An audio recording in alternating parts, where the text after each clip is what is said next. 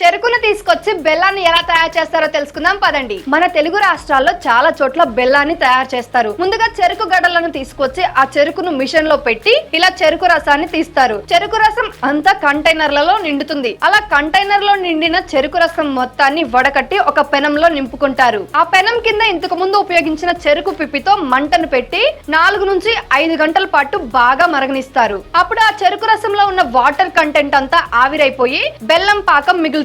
అలా మరిగిన లిక్విడ్ ని పాకం వచ్చిందా లేదా అచ్చుల్లో పోయడానికని తెలుసుకోవడానికి కొన్ని నీళ్ళలో వేసి పాకాన్ని చెక్ చేస్తారు. సో అలా తయారైన బెల్లం పాకాన్ని తీసుకొచ్చి ఈ విధంగా అచ్చులు పోసుకొని 1 గంట నుంచి 2 గంటల వరకు ఆరబెడతారు. అలా ఆరబెట్టిన బెల్లాన్ని కావలసిన క్వాంటిటీలో సపరేట్ చేసి మార్కెట్లకు విక్రయిస్తారు. సో చూసారు కదా, మనం ఎంతో ఇష్టంగా తినే అరిసెలు మిఠాయిలను తయారు చేసేది ఈ బెల్లంతోనే. ఇలాంటి మరింత సమాచారం కోసం ఫ్రీడమ్ ఫార్మింగ్ తెలుగు ఛానల్ ని సబ్స్క్రైబ్ చేసుకోండి. అలాగే ఫ్రీడమ్ యాప్ ని డౌన్లోడ్ చేసుకోండి.